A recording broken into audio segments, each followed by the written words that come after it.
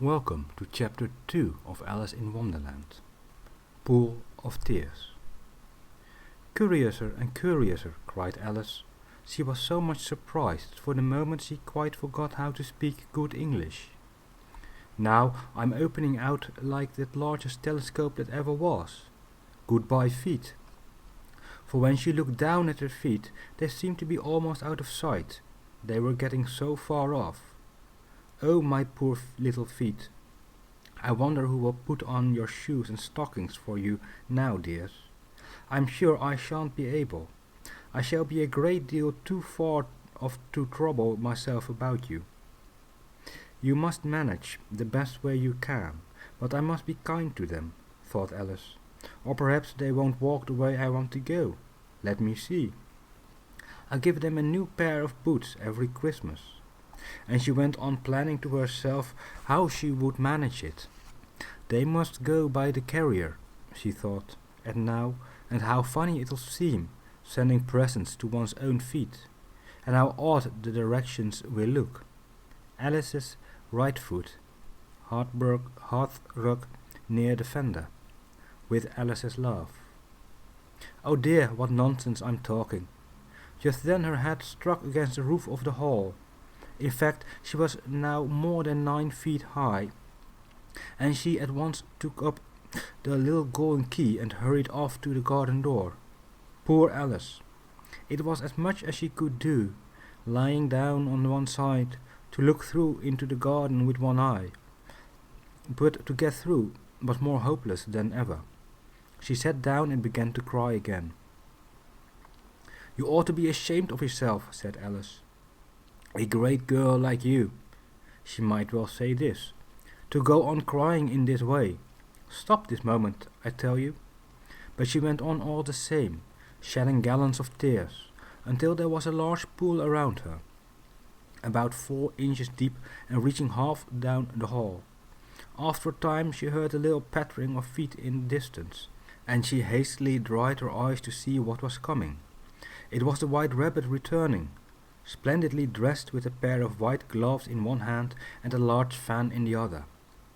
He came trotting along in a great hurry, muttering to himself as he came, "Oh, the Duchess! Oh, won't she be savage if I've kept her waiting?" Alice felt so desperate that she was ready to ask help of anyone. So when the rabbit came near her, she began in a low, timid voice, "If you please, sir." The rabbit started violently, dropped the white kid gloves and the fan, and scurried away into the darkness as hard as he could. Alice took up the fan and gloves, and, as the hall was very hot, she kept fanning herself all the time she went on talking. "Dear, dear, how queer everything is today, and yesterday things went on just as usual. I wonder if I've been changed in the night. Let me think. Was I the same when I got up this morning? I almost think I can remember feeling a little different. But if I'm not the same, the next question is, who in the world am I? Ah, that's the great puzzle." And she began thinking over all the children she knew that were of the same age as herself, to see if she could have been changed for any of them.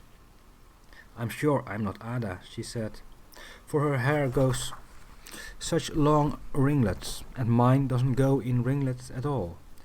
And I'm sure I can't be Mabel, for I know all sorts of things, and she knows such a very little. Besides, she is she, and I'm I, and oh dear, how puzzling it all is. I'll try if I know all the things I used to know. Let me see, 4 times 5 is 12, and 4 times 6 is 13, and 4 times 7 is, oh dear, I shall never get to 20 at that rate. However, the multiplication table doesn't signify. Let's try geography. London is the capital of Paris, and Paris is the capital of Rome, and Rome, no, that's all wrong. I'm certain I must have been changed for Mabel. I'll try and say how doth the little," and she crossed her hands on her lap as if she were saying lessons, and began to repeat it, but her voice sounded hoarse and strange, and her words did not come the way as they used to. "How doth the little crocodile improve his shining tail, and pour the waters of the Nile on every golden scale. How cheerfully he seems to grin, how neatly spread his claws, and welcome little fishes in with gentle smiling jaws. "I'm sure those are not the right words," said poor Alice, and her eyes filled with tears again as she went on. "I must be Mabel after all, and I shall have to go and live in the poky little house, and have next to no toys to play with, and no, ever so many lessons to learn. No, I've made up my mind about it. If I'm Mabel, I'll stay down here. It'll be no use their putting their heads down and saying, 'Come up again, dear.' I shall only look up and say, 'Who am I then?' They'll tell me the first, and then, if I like being that person, I'll come up. If not, I'll stay down here till I'm somebody else." "But oh dear," cried Alice, with a sudden burst of tears, "I do wish they would put their heads down. I am so very tired of being all alone here." As she said this, she looked down at her hands, and was surprised to see that she had put on one of the rabbit's little white kid gloves while she was talking. "How can I have done that?" she thought. "I must be growing small again." She got up and went to the table to measure herself by it, and found that, as nearly as she could guess, she was now about 2 feet high and was going on shrinking rapidly. She soon found out that the cause of this was the fan she was holding, and she dropped it hastily, just in time to avoid shrinking away altogether. "That was a narrow escape," said Alice, a good deal frightened at the sudden change, but very glad to find herself still in existence. "And now for the garden," and she ran with all the speed back to the little door, but alas! The little door was shut again, and the little golden key was lying on the glass table as before. "And things are worse than ever," thought the poor child, "for I never was so small as this before, never, and I declare it's too bad that it is." As she said these words, her foot slipped, and in another moment, splash, she was up to her chin in salt water. Her first idea was that she had somehow fallen into the sea, and in that case I can go back by railway, she said to herself. Alice had been to the seaside once in her life, and had come to the general conclusion that wherever you go to on the English coast, you find a number of bathing machines in the sea, some children digging in the sand with wooden spades, then a row of lodging houses, and behind them a railway station. However, she soon made out that she was in the pool of tears which she had wept when she was 9 feet high. "I wish I hadn't cried so much," said Alice, as she swam about, trying to find her way out. "I shall be punished for it now, I suppose, by being drowned in my own tears. That will be a queer thing, to be sure. However, everything is queer today." Just then she heard something splashing about in the pool, a little way off, and she swam nearer to make out what it was. At first she thought it must be a walrus or a hippopotamus, but then she remembered how small she was now, and she soon made out that it was only a mouse that had slipped in like herself. Would it be of any use now, thought Alice, to speak to this mouse? Everything is so out of the way down here that I should think very little it can talk.